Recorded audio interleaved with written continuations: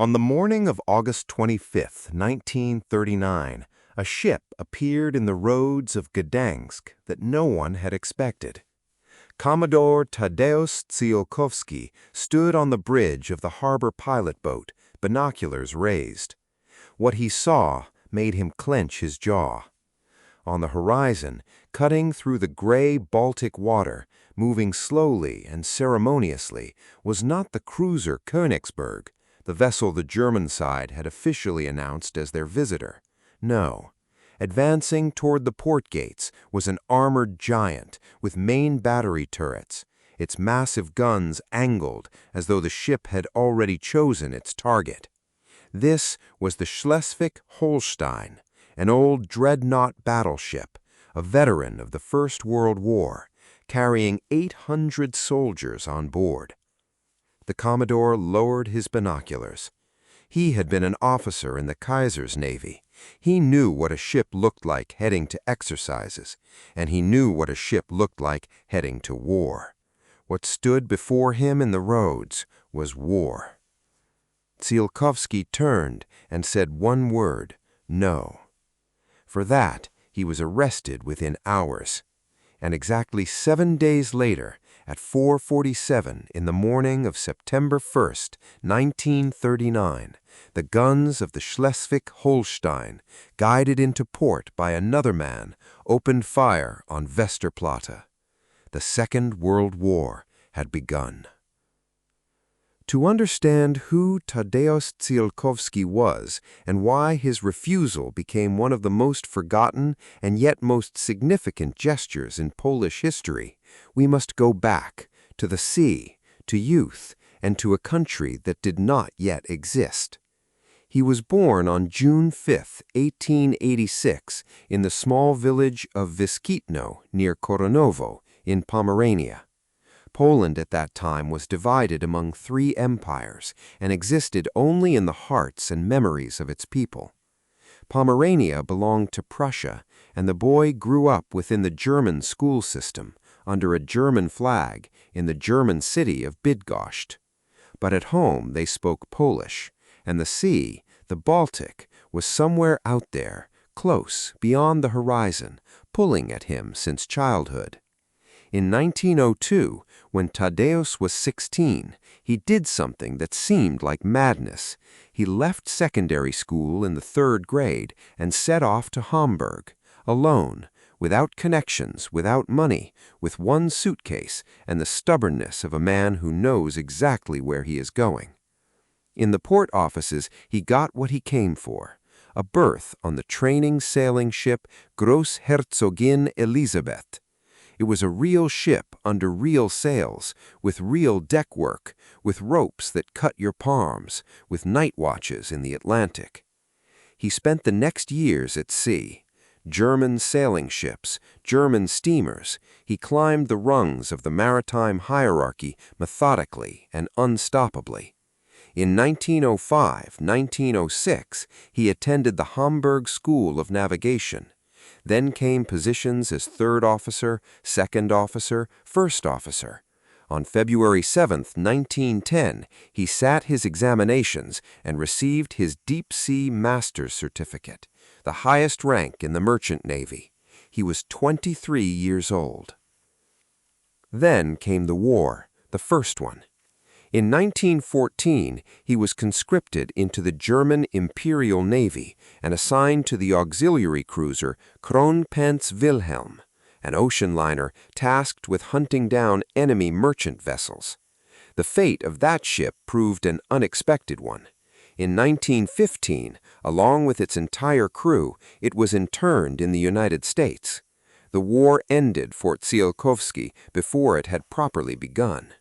He spent several years in a strange suspended state, neither free nor a prisoner, neither home nor on the front.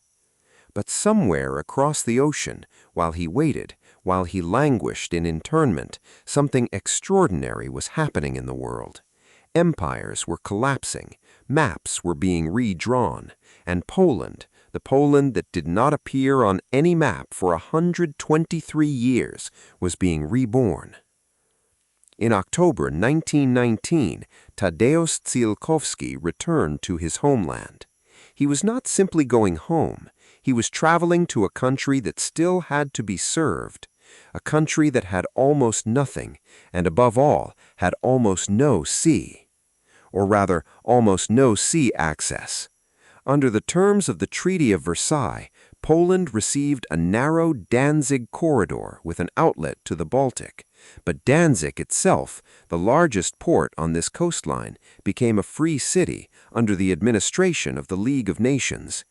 Polish trade was forced to pass through it, but Poland could not own it. The German majority of the city watched this arrangement with unconcealed irritation. Tension was sewn into the very fabric of the place from the very first day. In 1920, Ziółkowski was called up into the newly created Polish Navy. He was assigned to Puck, a tiny port on the shore of that same Gdańsk Bay. A few gunboats, a few torpedo boats were based there, and there was a sense that this fleet existed more as an idea, as a symbol, than as a military force. But the men building it treated it with fanatical seriousness. It was then that Poland decided to purchase a training ship. The logic was straightforward. If we are to be a country with access to the sea, we need sailors. And to have sailors, we must train them. And to train them, we need a ship. In the Netherlands, they found an old three-masted bark, the Nest, a ship built in 1868, old enough to remember sailing before the Suez Canal. It was repaired, renamed Lvov in honor of the Polish city of Lviv, and in September 1921 it was placed under the command of Captain Tadeusz Ziółkowski. And so he became the first commander of Poland's first training ship. They said Ziółkowski was a hard man aboard, despotic, his former cadets recalled. He kept the students under his thumb, demanded flawless discipline, forgave neither carelessness nor laziness. But this hardness was not cruelty. It was love. Love for the sea, for the profession, for a country only learning to be a maritime power and that could not afford to make mistakes. In May 1923, the Lvov set out for its first long voyage to Brazil. Ziółkowski was at the helm, and on August 13, 1923, that battered Dutch bark crossed the equator as the first Polish ship under a Polish flag in history. When the news reached Warsaw, the newspapers wrote, "The first sailor of the Republic." That title stayed with him forever. In 1924, Ziółkowski changed his posting. He moved to the Council of the Port and Waterways of the Free City of Gdańsk, a joint Polish-German body that administered the Gdańsk port together. At first, he served as Deputy Harbor Pilot Commander, and from 1929 as Commander. This meant that one of the port's key functions lay in his hands. It was the pilots who guided ships through the shallow Baltic channels. It was they who decided which vessel could enter the harbor and how. Life in Gdańsk for Poles was growing harder with each passing year. The Nazis came to power in Berlin in 1933, and their ideas spread quickly through the Free City, where Germans made up the overwhelming majority. Polish officials were squeezed out. Polish organizations were made increasingly difficult to operate. The atmosphere on the streets grew hostile. Ziółkowski did not leave. He built a Polish sailors' home in the new port, a place where Polish sailors could come, talk, feel at home. He established maritime clubs for Polish students at the Gdańsk Polytechnic. He organized sailing courses. He built the yacht Corsard and became its first captain. When the Polish team traveled to the sailing events of the 1936 Berlin Olympics in Kiel, it was Ziółkowski who led the delegation. He refused to give up. The Germans pressed, he held his ground. It was a quiet, daily war without gunfire, a war to ensure that the Polish presence in Gdańsk did not vanish before its time. But time was running out all the same. In the summer of 1939, the air smelled of gunpowder, literally.